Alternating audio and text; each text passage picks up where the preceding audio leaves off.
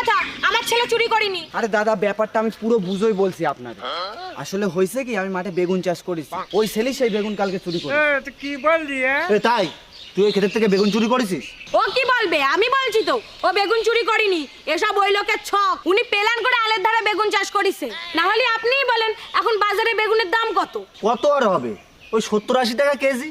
আরে দাদা বাজারের বেগুনের দাম শুনে কি হবে, ও ছেলে তো আমার ক্ষেতের বেগুন চুরি করেছে। এখন আমি অত শত বুঝি না, আমার 5,000 টাকা ফাইন দিতে হবে। 5,000 টাকা মানে কিসের 5,000 টাকা? দেখছেন দাদা, চোরের মায়ের বড় গলা। আরে দাদা আপনি থামেন তো, আমি ব্যাপারটা দেখছি তো। দিদি আপনি বলেন তো, আপনার ছেলে কি সত্যিই বেগুন চুরি করেছিল? চুরি মানে কিসের চুরি? আমার ছেলে আল দিয়ে হেঁটে যাচ্ছিল, তখন একটা বেগুন ওর হাতে উঠে আইছে। এবার আপনিই বলেন ওইটা কি চুরি বলে? কি আর বলবো দাদা, এই সব এই লোকের প্ল্যানিং। এখন তো বাজারের বেগুনের দাম নেই, আর উনি তো বেগুন বেচে লাভও করতে পারবে না, তাই আমার ছেলের নামে দোষ দিচ্ছে। আপনি দেখবেন এরপরে পাড়ার সবার